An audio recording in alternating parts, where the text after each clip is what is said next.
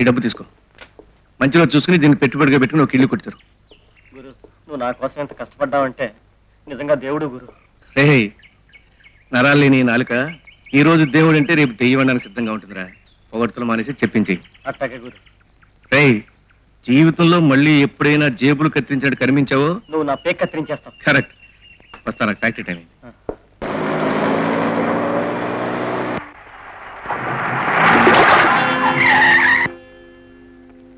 Shit.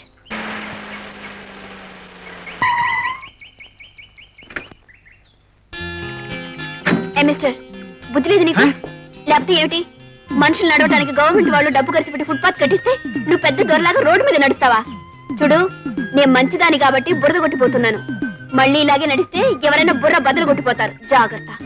ఏమండి, ఆగండి, పొరపడిపోయింది. ఒక్క నిమిషం.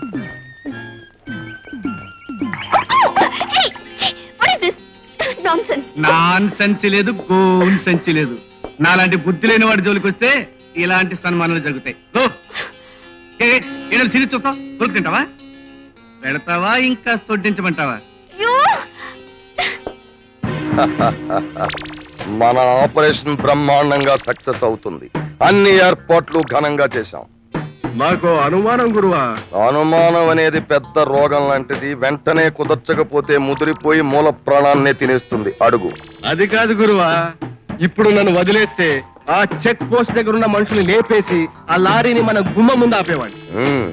అయితే ఆ జగన్నాథ్ గారి తల్లిని తీసుకొచ్చి ఇక్కడ బంధించి అక్కడ వాడు దగ్గరుండి ఆ లారీని వదిలేస్తే తల్లిని వదిలేస్తానని, లేకపోతే చంపేస్తానని వార్నింగ్ ఇవ్వటం, ఈ డొంక తిరుగుడంతా ఎందుకు గురు? ఎందుకంటే సెంటిమెంట్ అనే పదానికి నీకు స్పెల్లింగ్ తెలియకపోవడం వల్ల కంగారు పడిపోతున్నావు. ఇది దేవుడి కంటే కూడా, ప్రేమ కంటే కూడా చాలా గొప్పది. ఈ మధ్య ఇది సినిమాల్లో చాలా విరివిగా దొరుకుతోంది. నువ్వు దేవదాస్ సినిమా చూసావు? చూశాను. అందులో ఏమని సెలవిచ్చాడు? వచ్చే జన్మలోనైనా దగ్గర అవుదామే అమ్మి అని సెంటిమెంట్ మీద కొట్టాడు దెబ్బ. అలాగే మనకు కూడా అన్న, అక్క, తమ్ముడు, చెల్లెలు, అమ్మ, నాన్న, భార్య, బిడ్డలు ఇంతమంది ఎందుకున్నారు? Sentiment switch నొక్కడానికి. ఆ స్విచ్ నొక్కేమే అనుకో, వాళ్ళ గుండెలు బరువెక్కిపోయి మనకు కావలసిన పనులు వాళ్లే చేసేస్తారు, మన చేతులకి ఏమీ అంటకుండా. అది సరే గురు, మరి ఆ ఇన్స్పెక్టర్ కాకి బట్టలు వేసుకున్నాడు కదా, వాడి మీద కూడా ఈ సెంటిమెంట్ పనిచేస్తుందంటావా? వాడు కూడా తల్లి పాలు తాగిన వాడి. ఆ పాలు నెత్తురుగా మారి శరీరంలో ప్రవహిస్తుంది. డిపార్ట్మెంట్ కంటే కూడా సెంటిమెంటే గొప్ప అని గుండె దగ్గర చేరి అనుక్షణం అది గొడవ చేస్తూనే ఉంటుంది. అయితే ఇంకా అనుమానం ఎందుకు? నేను ఇప్పుడు ఆ చెక్ పోస్ట్ దగ్గరికి వెళ్ళి మిగతా కార్యక్రమం పూర్తి చేసుకొస్తాను. అబ్బాబ్బాబ్బా గురు, ఈ గొడవతో నాకు తలనొప్పి వచ్చేసింది. అమృతాంజనే ఎక్కడ? ఆ సొరుగులో ఉంది. ఆగు. ఎక్కడ పట్టిస్తావు? ఇక్కడ. అక్కడెందుకు? మరెక్కడ? నీ మెదడు మోకాల్లో ఉంది, అక్కడ పట్టింది.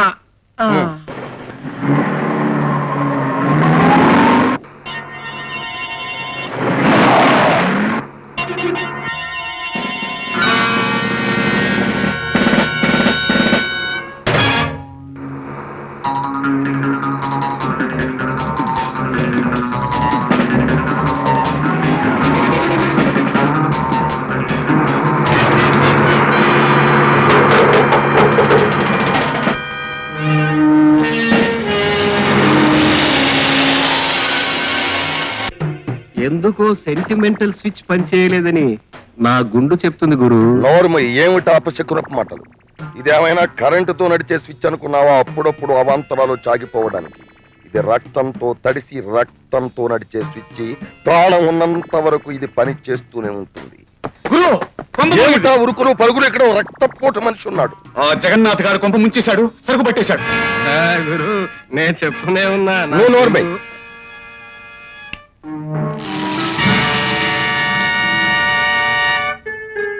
రాంబాబు, అర్జెంట్ గా కాశీకోట ఇక్కడ తెప్పించు.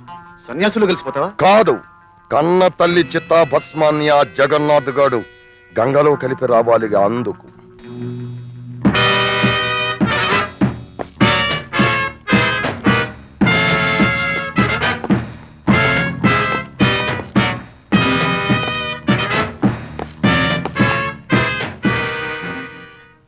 నన్ను ఇక్కడ కట్టేసి నా కొడుకుని ఏం చేశారు?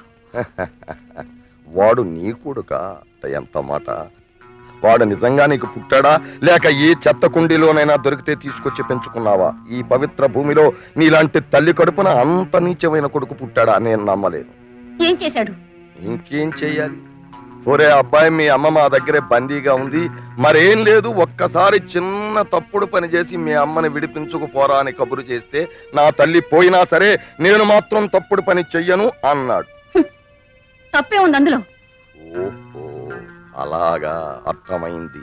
ఆ కుమారుడు స్విచ్ ఈ తల్లి దగ్గర ఉందన్నమాట. రాంబాబు స్విచ్ నొక్కాయి. సురేంద్ర గంట కొట్టే. ఏమిటి ఏం చేస్తున్నారు? రాజా భజంత్రులతో మీ ఆయన దగ్గరికి పంపిస్తాను.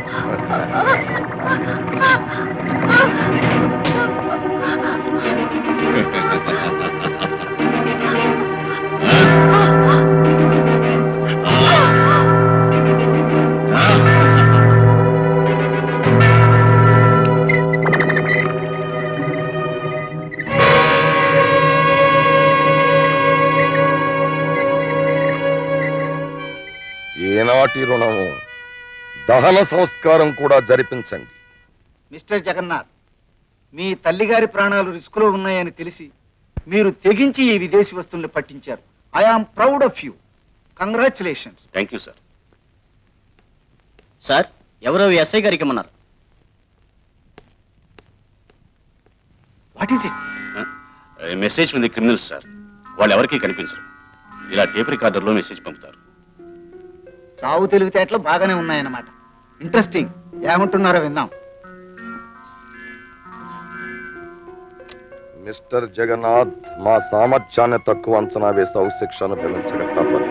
నీకు అందిన కవరలో కాశీకి వెళ్ళడానికి ఫస్ట్ క్లాస్ టికెట్, తిరిగి రావడానికి సరిపడా డబ్బు అందులో ఉంది. ఆ ఎర్ర పెట్టెలో నీ తల్లి చితాభస్మం ఉంది, అంటే బూడిద. నీ మూర్ఖత్వానికి ప్రతిఫలంగా ముసిల్ది బలైపోయింది. తలకొరువు పెట్టే అవకాశం నీకు లేకుండా మేమే దహన సంస్కారం చేసేశాం. నీకు లేకపోయినా మాకు సెంటిమెంట్ ఉంది, అందుకే చితాభస్మం పంపించాం. సెలవు. మిస్టర్ జగన్నాథ్, నాకు తెలుసు సార్. క్యాన్సర్ రోగి ప్రాణాల మీద పోలీస్ మనిషి తన వాళ్ళ మీద ఆశ పెట్టుకోకూడదని నాకు తెలుసు. I'm all right sir. SI Jagannath తన తల్లి ప్రాణాలు హంతకుల చేతుల్లో ఉన్నాయని తెలిసి కూడా కర్తవ్య నిర్వహణ కోసం తెగించి దొంగ సరుకు పట్టివ్వడంతో ఆచూకీ తెలియని నేరస్తులు ఆయన తల్లిని బూడిద చేసి పంపారు. కమిషనర్ జగన్నాథ్కి సానుభూతి తెలియజేసి అటువంటి వ్యక్తి పోలీస్ శాఖలో ఉండటం గర్వకారణం అని చెప్పారు. పోలీసు వాళ్ళకే రక్షణ లేకుండా పోయిందన్నమాట. మామూలు సంగతి ఇంకేంటి? 10,000 రూపాయలు బహుమానం. మా భీమరాజు కంపెనీ వాళ్ళు తయారు చేసిన ఐరన్ సేఫ్లు అత్యంత సురక్షితమైనవి. మారు తాళాలతో గానీ మరి ఏ విధమైన ప్రయత్నాలతో గానీ వాటిని తెరవచ్చిన నిరూపించిన వారికి 10,000 రూపాయలు బహుమతిగా ఇవ్వబడును. రేపు సాయంత్రం 4 గంటలకు గాంధీ ఆడిటోరియంలో బహిరంగంగా ఏర్పాటు చేయబడిన మా ఐరన్ సేపుల ప్రదర్శనలో ఉత్సాహవంతులు పాల్గొనవచ్చును. ఏడిసారు ఎదవల్లారా అని.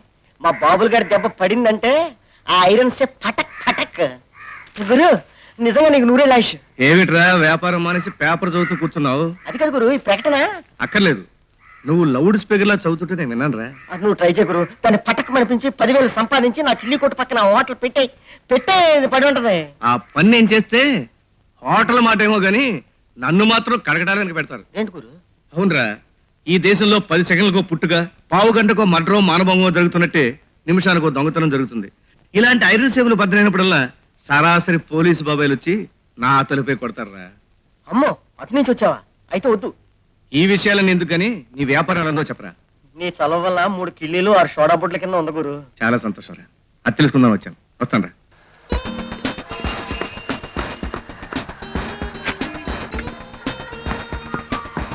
ఆ రోజు పుడత కొట్టిన వీరుడు ఇతనే కదా, ఓ పట్టుపడతాను.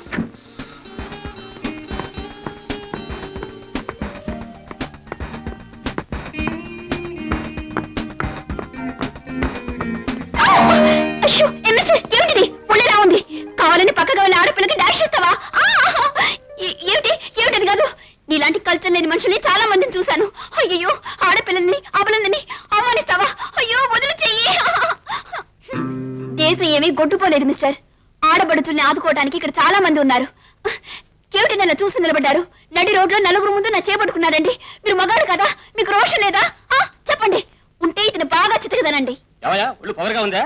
ఆడపిల్లని అవమానిస్తావా? 4 12 ఆగండి బాబు ఆగండి. దీని మాటలు నమ్మారు, నమ్ముతారు.